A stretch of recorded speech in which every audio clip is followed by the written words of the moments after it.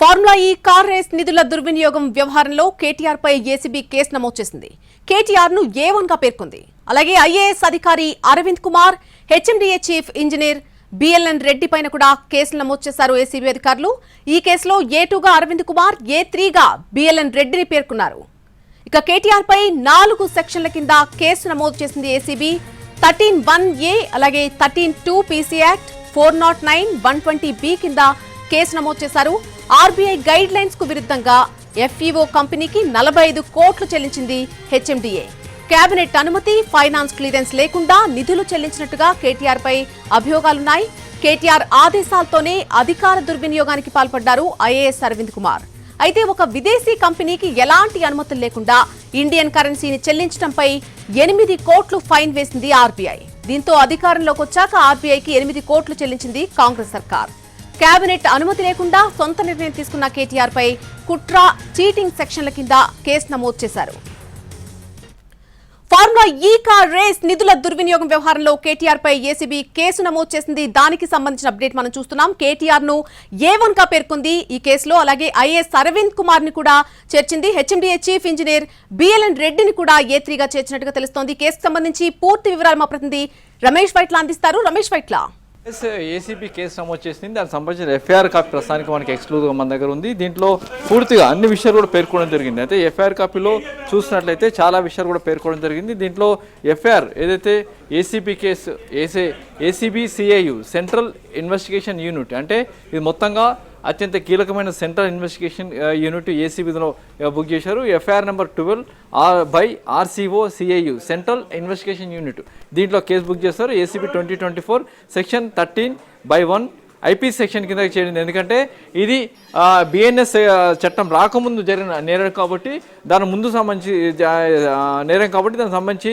IPC 13/1A red with 13/2 prevention of corruption act 1988 as amendment 2018, అంటే దాని ప్రకారం అమెండ్మెంట్కు section 409 red with 120B, అంటే కుట్రకోణం కూడా దీంట్లో యాడ్ చేయడం జరిగింది. దీంట్లో దానకిషోర్ ఇచ్చిన ఫిర్యాదు పైన ఏదైతే హెచ్ఎండిఏ సంబంధించుకోవచ్చు, లేకుంటే ప్రిన్సిపల్ సెక్రటరీ దీనికి సంబంధించిన దానకిషోర్ ఇచ్చిన ఫిర్యాదు పైన కేసు నమోదు చేశారు. దీంట్లో A1 గా ఏదైతే కేటీ రామారావు, తారక రామారావు, కేటీ రామారావును A1 గా పెట్టడం జరిగింది. తర్వాత A2 గా అరవింద్ కుమార్ను పెట్టడం జరిగింది. ఆ తర్వాత A3 గా అయితే బిఎల్ఎన్ రెడ్డిని పెట్టడం జరిగింది. అయితే BLN Reddy chief executive engineer HMDA మొత్తంగా దీంట్లో బిఎన్ రెడ్డి పెట్టడం జరిగింది. అయితే అప్పుడు చూసినట్టయితే A1 గా ఉన్న కేటీ రామారావు సంబంధించి అభియోగాలను ప్రధానంగా MAUD అంటే ఆక్యుపేషన్, దీంట్లో సంబంధించి municipal administration, urban development, industry, IT, cadre సంబంధించి government of Telangana, presently MLA Sircilla Telangana జిల్లా, కేటీఆర్ మీద ఈ మేరకు మొత్తంగా 408, 120B సెక్షన్ కింద కేసు నమోదు చేసి ఈ మేరకు విచారణ చేస్తున్నట్లు ఏసీబీ దగ్గర చెప్పడం జరిగింది. సిఐయు అంటే ఆ ఏసీబీ కూడా అత్యంత కీలకమైంది. మొత్తంగా ఏసీబీ సంబంధించి చూసినట్టయితే ఏదైనా అత్యంత కీలకమైన ఇన్వెస్టిగేషన్ చేయాలన్నా, కీలకమైన విషయాలు చేయాలన్నా, కీలకమైన విషయాన్ని చేయాలన్నప్పుడు సెంట్రల్ ఇన్వెస్టిగేషన్ యూనిట్కి అప్పగిస్తారు. సెంట్రల్ ఇన్వెస్టిగేషన్ యూనిట్ అంటే ఇది అత్యంత కీలకమైంది. దీనికి సంబంధించి విస్తారమైన అధికారులు ఉంటే, అంతేకాకుండా ఇది కేవలం ఒక ఏసీపీ డైరెక్టర్ నేతృత్వంలో పనిచేస్తుంది. దీనికి సంబంధించి ఒక ఎస్పీ స్థాయి అధికారులు మాత్రమే ఇతని కింద పనిచేస్తారు. ఎస్పీ స్థాయి కింద దాదాపు మంది యూనిట్ ఉంటారు. అయితే దీంట్లో ఎఫ్ఐఆర్ చూసినట్టయితే 408, 120B సెక్షన్తో పాటు ప్రివెన్షన్ కరప్షన్ కూడా పెట్టడం జరిగింది. అయితే దీంట్లో మొత్తంగా చూసినట్లయితే మొత్తంగా 55 కోట్ల రూపాయలకు సంబంధించి నిధులను ఏ విధంగా బదిలీ అయినాయి, ఏ విధంగా చేస్తారని చెప్పి కూడా దీంట్లో పేర్కోవడం జరిగింది. దీంట్లో అమౌంట్ కూడా మొత్తంగా 55 కోట్ల రూపాయలు 55 కోట్ల రూపాయల 88,87,043 మొత్తంగా దాదాపు 55 కోట్ల రూపాయల నిధులను సంబంధించిన కరప్షన్ సంబంధించిన యూడీ, అంటే కేసు సంబంధించి యూడీని ఏ విధంగా ఇచ్చారు అన్న దాని మీద ప్రధానంగా కేసు నమోదు చేసినట్లు దీంట్లో పేర్కోవడం జరిగింది. అయితే దీంట్లో ముఖ్యంగా చూసినట్లయితే దీంట్లో ప్రధానంగా త్రిపాఠి అగ్రిమెంట్ 2510 బిట్వీన్ ఫార్ములా ఈ ఆపరేషన్స్ లిమిటెడ్ FEO, అంటే ఫార్ములా ఈ operations limited FEO company register under the law United Kingdom, అంటే యునైటెడ్ కింగ్డమ్ సంబంధించి MOUD government of Telangana next generation private limited sponsors A company register అవుతుంది అండర్ ద కండక్ట్ ఫార్ములా ఈ race 1910, 9, 10, 11 and 12 సంబంధించిన రేస్లకు సంబంధించి దీనికి సంబంధించిన మొత్తంగా ఈ రేస్లకు సంబంధించి కూడా అగ్రిమెంట్ కుదుర్చుకోవడం జరిగింది. అయితే దీనికి సంబంధించి సంబంధించి మొత్తంగా డబ్బుల్ని ఏ విధంగా ట్రాన్స్ఫర్ చేశారనే విషయం కూడా దీనిలో పేర్కొన్నప్పుడు మొత్తంగా దీనికి 55 కోట్ల రూపాయలకు సంబంధించిన డబ్బుల్ని ఏస్ నెక్స్ట్ అనే సపరేట్ కంపెనీకి, అంటే ఏస్ నెక్స్ట్ జనరేషన్ ప్రైవేట్ లిమిటెడ్ కంపెనీకి స్పాన్సర్గా ఉన్న దీనికి 55 కోట్ల రూపాయల డబ్బుని యునైటెడ్ కింగ్డమ్ సంబంధించిన దేశానికి డబ్బులు మొత్తంగా ట్రాన్స్ఫర్ చేసినట్టుగా దీనిలో పేర్కోవడం జరిగింది. అయితే దానకిషోర్ ఇచ్చిన ఫిర్యాదు మేరకు మొత్తంగా 55 కోట్ల రూపాయలు ఇక్కడ కింద administrative approval sanction respect to the payment fee and tax GPE 90,000 plus applicable taxes when they convert approximately 110 crores and approximately 50 crores. అంటే దీని మొత్తం కూడా ఈ డబ్బులు మొత్తం ఇట్లాగా ట్రాన్స్ఫర్ చేసినట్టుగా దీంట్లో పేర్కోవడం జరిగింది. అయితే దీంట్లో making payment of the towards the first installment కింద 2,25 లక్షల రూపాయలకు సంబంధించిన డబ్బుల్ని ఏ విధంగా ట్రాన్స్ఫర్ చేశారనే విషయం కూడా దీనిలో చెప్పడం జరిగింది. అయితే ది చీఫ్ ఇంజనీర్ HMDA అంటే BLN రెడ్డి సంబంధించిన వ్యవహారం కూడా దీనిలో ప్రస్తావించారు. అతను ఏ విధంగా ఈ డబ్బుల్ని ఏ విధంగా ట్రాన్స్ఫర్ చేశారు, ఏ విధంగా ఇచ్చారు, యునైటెడ్ కింగ్డమ్కి ఏ విధంగా ట్రాన్స్ఫర్ చేశారు, UKకి FEO ద్వారా ఏ విధంగా ట్రాన్స్ఫర్ చేశారు, దీంట్లో ఇండియన్ ఓవర్సీస్ బ్యాంకు సంబంధించిన దాని ద్వారా ఇమాజినరీ బ్రాంచ్ ద్వారా మొత్తంగా ఈ డబ్బులను కూడా ట్రాన్స్ఫర్ చేసినట్లు పేర్కోవడం జరిగింది. అయితే ఇలాంటి అనుమతి అంటే దీంట్లో ముఖ్యంగా చూసినట్లయితే ఎలాంటి మున్సిపల్ శాఖ అనుమతి కావచ్చు, లేకుంటే క్యాబినెట్ అప్రూవల్ కావచ్చు, లేకుంటే క్యాబినెట్ సంబంధించిన కీలకమైన వ్యక్తులకు సంబంధించి ఎవరి అనుమతి లేకుండా డైరెక్ట్గా డబ్బులు మొత్తాన్ని కూడా ఏ విధంగా ట్రాన్స్ఫర్ చేశారన్న విషయం కూడా దీనిలో ఫిర్యాదులో పేర్కోవడం జరిగింది. అయితే దీనికి సంబంధించి ముందస్తుగా ఏదే ఈ ప్రైవేట్ కంపెనీకి డబ్బులు ట్రాన్స్ఫర్ చేయాలన్నా లేకుంటే కంపెనీకి డబ్బులు ఇవ్వాలన్నా కూడా తప్పనిసరిగా క్యాబినెట్ అప్రూవల్ ఉండాల్సి ఉంటుంది. కానీ క్యాబినెట్ అప్రూవల్ లేకుండా డైరెక్ట్గా కేటీఆర్ అంటే అప్పటి మున్సిపల్ అడ్మినిస్ట్రేషన్ మినిస్టర్ కేటీఆర్ చెప్పిన దాని ప్రకారం డైరెక్ట్గా ఈ డబ్బులు మొత్తంగా ట్రాన్స్ఫర్ చేసినట్టుగా దీంట్లో పేర్కోవడం జరిగింది. దీంట్లో మొత్తంగా 19 దాదాపు 26 సంబంధించిన పాయింట్లను దీంట్లో పేర్కోవడం జరిగింది. ఈ 26 సంబంధించిన పాయింట్లలో మొత్తంగా చూసినట్టయితే ఎలాంటి అనుమతులు అంటే కేబినెట్ అనుమతి లేకుండా, లేకుంటే HMD అనుమతి లేకుండా కేవలం ఒక మంత్రి చెప్తే ఆ మేరకు BLN రెడ్డి 55 కోట్ల రూపాయల నిధులని ఏకంగా ప్రైవేట్ కంపెనీ ఏస్ నెక్స్ట్ అని చెప్పే ప్రైవేట్ కంపెనీకి ఈ డబ్బులు మొత్తాన్ని సింగిల్ ట్రాన్స్ఫర్ ద్వారా మొత్తంగా చేస్తారు. ఇది ఇండియన్ ఓవర్సీస్ బ్యాంక్ ద్వారా ఈ డబ్బులు మొత్తం కూడా ట్రాన్స్ఫర్ చేసినట్లు దీనిలో పేర్కోవడం జరిగింది. అయితే ఈ అగ్రిమెంట్ సంబంధించి మొత్తంగా దీనిలో పేర్కొన్నారు. అంతేకాకుండా దీంట్లో ఎప్పుడప్పుడు ఏ విధంగా డబ్బులు ఏ విధంగా ట్రాన్స్ఫర్ చేశారనే విషయం కూడా దీనిలో మొత్తంగా ప్రస్తావిస్తూనే మొత్తంగా అన్ని విషయాలు కూడా దీని పేర్కోవడం జరిగింది. అయితే ముఖ్యంగా చూసినట్లయితే దాదాపు final as per the above agreement there are the financial commitment of the 600 crores along with the additional requirement expenditure next 3 years అంటే దాదాపు 600 కోట్ల రూపాయలకు సంబంధించిన వచ్చే సంవత్సరానికి అంటే ఫార్ములా 9, 10, 11 సంబంధించిన ఫార్ములా రేస్ కనుక జరిగితే దానికి సంబంధించి 600 కోట్ల రూపాయలకు సంబంధించిన అగ్రిమెంట్ ఫైనాన్షియల్ కమిట్మెంట్ ఉన్నాయని చెప్పి కూడా దీనిలో పేర్కోవడం జరిగింది. అయితే దీనికి సంబంధించి చూసినట్లయితే ఎప్పటికీ ఏ విధంగా ఎలాంటి గవర్నమెంట్ అనుమతి లేకుండా క్యాబినెట్ అప్రూవల్ లేకుండా పూర్తిగా సింగిల్ ట్రాన్సాక్షన్ తో మొత్తంగా ఈ డబ్బులు మొత్తం కూడా ట్రాన్స్ఫర్ చేసినని చెప్పి చెప్పడం జరిగింది. అయితే దీనికి సంబంధించి ఇన్వెస్టిగేషన్ ఆఫీస్గా ఏసీబీలో DSP స్థాయి అంటే CIU అంటే సెంట్రల్ ఇన్వెస్టిగేషన్ యూనిట్ అయిన మాజిద్ అలీ ఖాన్ దీనికి మొత్తంగా లీడ్ చేయబోతున్నారు. దీనిపైన ACB డైరెక్టర్ అయిన తరుణ్ జోషి ఉంటాడో ఆ పైన DG ఏదైతే విజయ్ కుమార్ కూడా ఉండబోతున్నారో మొత్తంగా ACB DG నేతృత్వంలో CIU యూనిట్ మొత్తంగా పనిచేయబోతుంది. ACB డైరెక్టర్ నేతృత్వంలో దీనికి సంబంధించి ఒక SP సాధికారి కూడా పనిచేయబోతున్నారు. మొత్తంగా చూసినట్లయితే ఈ సంబంధించిన FIR కాపీ పూర్తిగా NTV చేతిలో ఎక్స్క్లూజివ్గా ఉంది. NTV ఈ మొత్తంగా ముందస్తుగా దీన్ని బ్రేక్ చేయడం జరిగింది.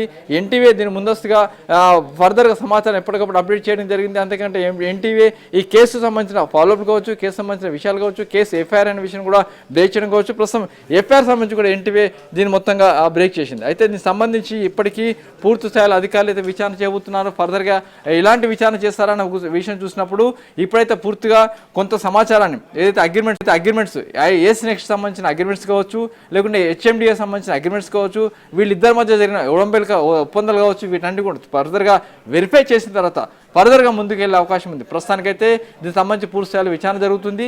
దీనికి సంబంధించి సెంట్రల్ ఇన్వెస్టిగేషన్ యూనిట్ ప్రస్తుతానికి విచారణ చేయబోతుంది. దీనికి మాజిద్ అలీ ఖాన్ కూడా లీడ్ చేయబోతున్నాడు. కాబట్టి ఈ కేసులో ఫర్దర్గా కేటీఆర్, అటు అరవింద్ కుమార్, తర్వాత BLN రెడ్డి ఈ ముగ్గురు నిందితులుగా చేర్చడం జరిగింది.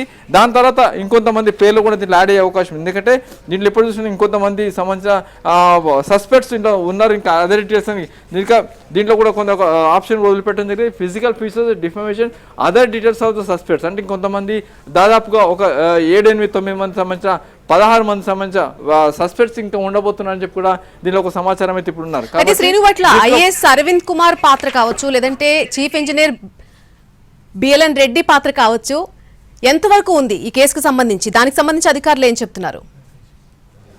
ఎస్ దీంట్లో దానకిషోర్ ఇచ్చిన ఫిర్యాదులు అయితే స్పష్టంగా అప్పటి కేటీఆర్ క్యాబినెట్ మంత్రిగా ఉన్నప్పుడు ఎలాంటి క్యాబినెట్ అనుమతి లేకుండా, తర్వాత ఆర్బీఐ అనుమతి లేకుండా, లేకుంటే ఎలాంటి సంబంధం లేకుండా డైరెక్ట్గా అప్పటి BLN Reddy HMDA chief executive engineer BLN రెడ్డికి ఆదేశాలు ఇస్తే బిఎల్ఎన్ రెడ్డి ఏకంగా 55 కోట్ల రూపాయలని విదేశీ రుణాలుగా మార్చి దాదాపు 46 కోట్ల రూపాయల డాలర్స్ రూపాయలను దాచి దాన్ని ఇండియన్ ఓవర్సీస్ బ్యాంక్ ద్వారా ఏసీ నెక్స్ట్ అనేది లండన్లో ఉన్న యునైటెడ్ కింగ్డమ్లో ఉన్న కంపెనీకి సింగిల్ ట్రాన్సాక్షన్లో ట్రాన్స్ఫర్ చేసినట్టు దీనిలో పేర్కొనడం జరిగింది. అంటే దీని ముందస్తుగా కేటీఆర్, తర్వాత అరవింద్ కుమార్, ఆ తర్వాత బిఎల్ఎన్ రెడ్డి ఈ ముగ్గురు పాత్ర సంబంధించి కూడా దీంట్లో ఎఫ్ఐఆర్లో స్పష్టంగా పేర్కొనడం జరిగింది. అంతేకాకుండా అప్పటికున్న కేబినెట్లో తప్పనిసరిగా ఒక 55 కోట్ల రూపాయలకు సంబంధించి డబ్బులు ట్రాన్స్ఫర్ చేయాలంటే తప్పనిసరిగా కేబినెట్ అనుమతి ఉండాల్సి ఉంటుంది.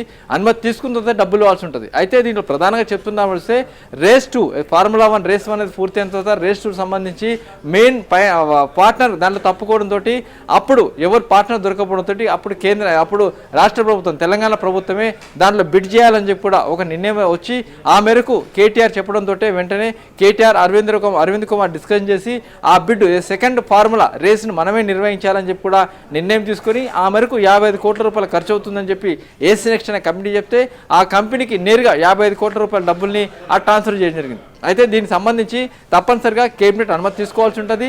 కేబినెట్ అనుమతి తీసుకోకుంటే దానికి సంబంధించిన సమాచారం అనేది చెప్పాల్సి ఉంటుంది. కాబట్టి ఎలాంటి అనుమతులు లేకుండా, ఎలాంటి పర్మిషన్స్ లేకుండా డైరెక్ట్గా ఒక మంత్రి తన స్థాయి కింద తన కింద పనిచేస్తున్న ప్రిన్సిపల్ సెక్రటరీ అరవింద్ కుమార్కి డైరెక్షన్ చేస్తే అరవింద్ కుమార్ నేరుగా ఒక ప్రభుత్వ దానికి సంబంధించిన ఇండిపెండెంట్ అటానమస్ బాడీ అయిన హెచ్ఎండిఏ నుంచి ఆ డబ్బులు మొత్తాన్ని కూడా యునైటెడ్ కింగ్డమ్లో ఉన్న ఏసీ నెక్స్ట్ అనే కంపెనీకి 55 కోట్ల రూపాయలని 46 కోట్ల రూపాయల సంబంధించి విదేశీ రుణంలో దాన్ని ట్రాన్స్ఫర్ చేసింది. కాబట్టి ఇది పూర్తిగా ఇల్లీగల్. అంతేకాకుండా పూర్తిగా చట్ట వ్యతిరేకం. ఎలాంటి పర్మిషన్ లేకుండా 55 కోట్ల రూపాయలని ట్రాన్స్ఫర్ చేసిన నేపథ్యంలో ఈ మేరకు కేసు నమోదు చేసి అటు విచారణ చేస్తున్నారు.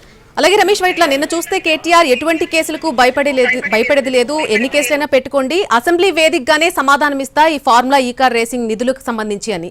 అయితే ఈ రోజు నాన్ బెయిలబుల్ కేసులు 4 నమోదయ్యాయి. సో ఏసీబీ అధికారులు తదుపరి కార్యాచరణ ఏ విధంగా ఉండే అవకాశం ఉంది ఈ కేసులకు సంబంధించి? ఏసీబీలో సెంట్రల్ ఇన్వెస్టిగేషన్ యూనిట్ ప్రస్తుతానికైతే విచారణ చేస్తుంది. అయితే విచారణ చేస్తున్న సెంట్రల్ ఇన్వెస్టిగేషన్ పూర్తిగా దీంట్లో స్వచ్ఛందంగా పనిచేయబోతున్నట్టుగా చెప్పచ్చు. ఎందుకంటే దీన్ని లీడ్ చేస్తుంది తరుణ్ జోషి, ఆ పైన ఉన్న డీజీ అయిన విజయ్ కుమార్. వీళ్ళిద్దరు కూడా సెంట్రల్ ఇన్వెస్టిగేషన్ యూనిట్ కంట్రోల్లో వాళ్ళు పనిచేస్తారు. అయితే ఈ యూనిట్ మొత్తం కూడా ప్రధానంగా దీనికి సంబంధించిన అగ్రిమెంట్ ఏసీ నెక్స్ట్ కావచ్చు, అటు తెలంగాణ ప్రభుత్వాన్ని కావచ్చు, హెచ్ఎండిఏ కావచ్చు, దీని మధ్యలో ఉన్న ఒప్పందాలు కావచ్చు, అగ్రిమెంట్స్ కావచ్చు, దీనికి సంబంధించిన పేపర్స్ మొత్తం తెప్పించుకుంటారు. ఆ తర్వాత ముందస్తు ఫార్ములా 1 రేస్ సంబంధించిన ఒప్పందాలు ఏ విధంగా ఉన్నాయి, ఫార్ములా 2 సంబంధించిన ఒప్పందాలు ఏ విధంగా ఉన్నాయి, ఫార్ములా 2లో ఉండాల్సిన కంపెనీ ఎందుకు విడ్రా అయింది, విడ్రా కావడానికి కారణాలు ఏంటి, వీటి సంబంధించిన పేపర్లు మొత్తం తెప్పించుకున్న తర్వాత ఫర్దర్గా ఎలాంటి ఒప్పందాల మేరకు డబ్బుల్ని 55 కోట్ల రూపాయల డబ్బుల్ని ఏ విధంగా ట్రాన్స్ఫర్ చేస్తారనే విషయం కూడా డాక్యుమెంటేషన్ తెప్పించుకుంటారు. అయితే యునైటెడ్ కింగ్డమ్లో ఉన్న ఏసీ నెక్స్ట్ అనే కంపెనీకి 55 కోట్ల రూపాయల డబ్బులు డైరెక్ట్గా ట్రాన్స్ఫర్ చేసిన నేపథ్యంలో ఆ డబ్బులకు సంబంధించిన అగ్రిమెంట్ సంబంధించిన పేపర్స్ మొత్తం కూడా అధికారులు తెప్పించుకున్న తర్వాత ఫర్దర్గా ముందుకు వెళ్ళే అవకాశం అయితే కనబడుతుంది. ఆ తర్వాత ఇక హైదరాబాద్లో ఉన్న కంపెనీస్ కావచ్చు, వాళ్ళ ఇళ్ళ కంపెనీ కావచ్చు, ఈ అక్యూజ్డ్ సంబంధించిన ఏదైతే సస్పెక్ట్స్ ఉన్నారో వాళ్ళకి సంబంధించిన ఇళ్లలో అధికారులు సోదాలు చేసి ఆ తర్వాత కొంత డాక్యుమెంట్స్ సేకరిస్తారు. ఆ తర్వాత వచ్చిన డాక్యుమెంట్ మొత్తాన్ని కూడా ప్రిపేర్ అయిన తర్వాత ఈ కేసులో ఉన్న A1, A2, A3 వీళ్ళందరూ కూడా పిలిచి విచారించి వాళ్ళ స్టేట్మెంట్ రికార్డ్ చేసి ఆ మేరకు ఫర్దర్గా చర్యలు తీసుకునే అవకాశం అయితే కనబడుతుంది. Right Ramesh Vaitla, thanks for the update.